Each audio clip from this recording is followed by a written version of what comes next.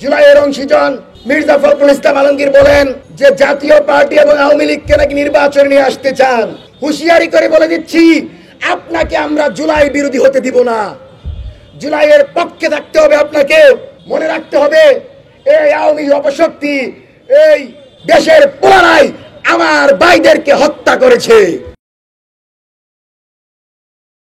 14 দল এবং তার সহযোগী জাতীয় পার্টি দীর্ঘকাল ধরে গণতন্ত্রের হত্যাকারী হিসাবে কাজ করে আসছে। জনগণের ভোটাধিকার হরণ, ভিন্নমত দমন ও বিদেশি আধিপত্যের প্রশ্রয় দেওয়ার রাজনীতি করে যাচ্ছে এই জাতীয় পার্টি। আওয়ামী লীগের পৃষ্ঠপোষকতা করে দেশে অরাজক পরিস্থিতি সৃষ্টির লক্ষ্যে জুলাই পরবর্তী বাংলাদেশে মাথাচাড়া দেওয়ার চেষ্টা করছে এই আওয়ামী অপশক্তি। ইতিমধ্যেই সন্ত্রাসী আক্রমণের মাধ্যমে ডাকসুর সাবেক বিপি নুরুল হক নূরের উপর আক্রমণ করে তাকে আহত করেছে। আমরা মনে করি সন্ত্রাস বিরোধী আইনের মাধ্যমে নির্বাহী আদেশে অতি দ্রুত জাতীয় পার্টিকে এবং 14 দলের রাজনীতিকে নিষিদ্ধ করতে হবে। কারণ প্রিয় বাংলাদেশের স্বাধীনতা সার্বভৌমত্বের প্রশ্নে জাতীয় পার্টি একটি অভিশাপ। মঞ্চ 24 স্পষ্টভাবে ঘোষণা করছে 14 দলীয় জোট জাতীয় পার্টি সহ সকলের রাজনীতি নিষিদ্ধ করতেই হবে। আজ তারা আবার নির্বাচনে অংশগ্রহণের কথা বলে জনগণের রক্তে যারা নিজেদের হাত রাঙিয়েছে, যারা ফ্যাসিবাদকে প্রশ্রয় দিয়েছে, যারা এদেশে ফ্যাসিবাদী কাঠামো তৈরির জন্য সহযোগিতা করেছে, জাতীয় পার্টি এবং 14 দলকে নির্বাচনে নিয়ে আসা মানে জুলাই শহীদদের অপমান করা, জুলাইয়ের আকাঙ্ক্ষার সাথে বিশ্বাসঘাতকতা করা। জুলাই মাসে যে হত্যাকাণ্ড হয়েছে, জাতীয় পার্টি জড়িত কি না এটা আপনারাই ভালো করে জানেন। হাসিনার গণভবনে গিয়া আমার বুকের উপর গুলি করার পরামর্শ দিয়েছে এই 14 দল। এই জাতীয় পার্টি শহীদ প্রেসিডেন্ট জিয়াউর রহমানের পরিবারকে অপমান করেছে, বেগম জিয়ার মামলায় সরকারের অবস্থানকে সমর্থন করেছে, বেগম জিয়াকে আজকে যারা হুইল চেয়ারে বসিয়েছে সেই জাতীয় পার্টি বাংলাদেশের প্রশ্নে, বাংলাদেশ রক্ষার প্রশ্নে একটি অপশক্তির নাম। জুলাইয়ের অংশীজন মির্জা ফখরুল ইসলাম আলমগীর বলেন যে জাতীয় পার্টি এবং আওয়ামী লীগকে নাকি নির্বাচন নিয়ে আসতে চান। হুঁশিয়ারি করে বলে দিচ্ছি, আপনাকে আমরা জুলাই বিরোধী হতে দিব না। জুলাইয়ের পক্ষে থাকতে হবে। আপনাকে মনে রাখতে হবে, এই আওয়ামী অপশক্তি এই দেশের পুনরায় আমার ভাইদেরকে হত্যা করেছে। এই জাতীয় পার্টিকে যদি আজকে রাজনীতিতে ফিরিয়ে আনা হয়, এদেরকে যদি লাঙ্গল প্রতীকে নির্বাচন করতে দেওয়া হয়, আওয়ামী লীগ আসতে কিন্তু 2 দিন সময় লাগবে না। উপদেষ্টাদের পালানোর জায়গা পাবেন না। হাসিনা তো শুধু এই বারান্দা থেকে ওই বারান্দায় আপনাকে ঘুরাইছে, যমুনা থেকে পালাইতে পারবেন না যদি জাতীয় পার্টিকে নির্বাচনে অংশগ্রহণের সুযোগ দেন। এই ভারতীয় 14 দল 2008 সালে আওয়ামী লীগের সাথে সমঝোতা করে ক্ষমতার অংশীজন হয়েছে। বিরোধী দলের আন্দোলন সংগ্রামকে প্রশ্নবিদ্ধ করেছে, গণতান্ত্রিক চর্চার পথকে নষ্ট করে অধিকৃত বিরোধী দল হওয়ার নাটক সাজিয়েছে। পিলখানার সময় তারা কথা বলে নাই, শাপলা গণহত্যার সময় মুখে কুলো বেঁধেছে, জুলাইয়ের সময় গিয়া পরামর্শ দিয়ে আমার বুকের উপর গুলি করার কথা বলেছে।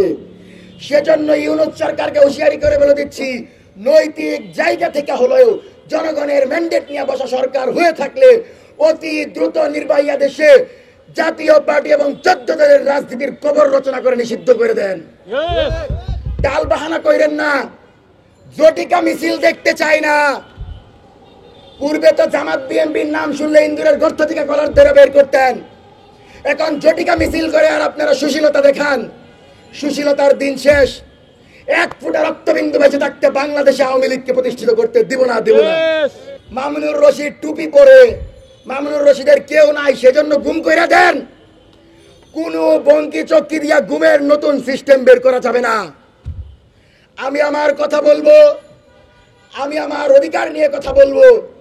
এখানে গুম যদি আসে, হাসিনার কাঠামো যদি প্রতিষ্ঠিত করতে চান, আমেরিকার এজেন্ডা যদি বাস্তবায়ন করতে চান, হুঁশিয়ারি করে বলে দিচ্ছি, এরকম আবু সাইদ লক্ষ লক্ষ বুক পেতে আছে আপনার বিরুদ্ধে লড়াই করার জন্য। আমরা স্পষ্ট করে বলছি, আওয়ামী লীগ একটি সন্ত্রাসী সংগঠন ও গণবিরোধী সংগঠন। যে কোনো রাজনৈতিক কার্যক্রম তাদের এখন সংবিধান বিরোধী। সরকার যদি এসব জটিকা মিছিলের ব্যাপারে কঠোর সিদ্ধান্ত না নেয়, ছাত্র জনতা প্রতিরোধ করবে, তখন মব বইলা সুশীলতা দেখাইতে আইসেন না। ছাত্র জনতা দেশকে পাহারা দিচ্ছে। আসিফ নজরুল স্যারদের বলি, বসার আগে বলতেন, আমি যদি ক্ষমতা পাইতাম জীবন দিয়ে কাজ করতাম আল্লাহর মন জয় করার জন্য। এখন মন জয় করতে পারেন না, জনগণ তো গালি দেয়। গালি খায়েন না, দ্রুত বিচার করেন, জুলাইয়ের বিচার দ্রুত করেন। ট্রাইব্যুনালে আওয়ামী লীগ, জাতীয় পার্টি এবং 14 দলের সকল লেসপেন্সারদের বিচারের মুখোমুখি করেন। জুলাইয়ের বিচারের আগে নির্বাচনের দিকে যায়েন না। আমরা আপনাদেরকে শুধু খালি পরামর্শ দেই, সতর্ক করি, এতে মনে করেন না আমাদের হাতে আর কোনো ক্ষমতা নাই। 16 কোটি জনগণ আমাদেরকে ম্যান্ডেট দিয়েছে, যে কোনো ফ্যাসিবাদী কাঠামো, যে কোনো আধিপত্যবাদী কাঠামোর বিরুদ্ধে আমরা লড়াই করতে সর্বদা প্রস্তুত।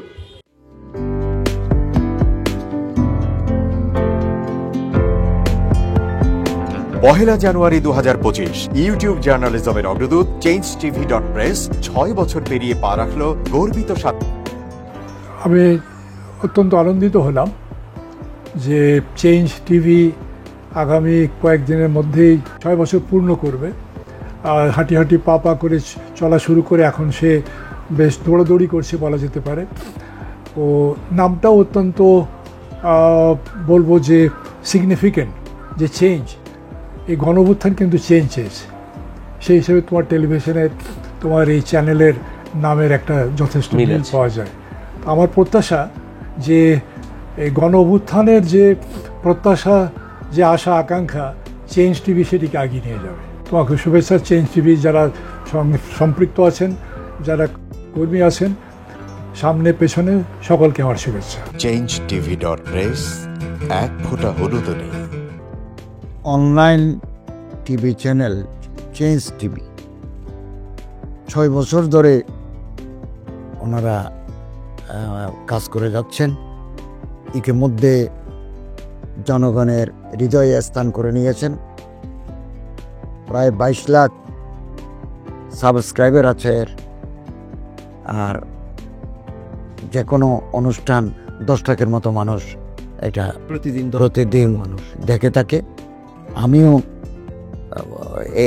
এই চ্যানেল নিয়মিত দেখি। তো চেঞ্জ টিভির পক্ষে আমির মোমিনুল মানিক সাহেবের উপস্থাপনা, প্রশ্নের ধরন, এগুলো জনগণ দেখতে চায়, শুনতে চায়।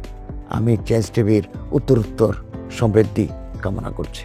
changetv.press, এক ফোঁটা হলুদ নেই।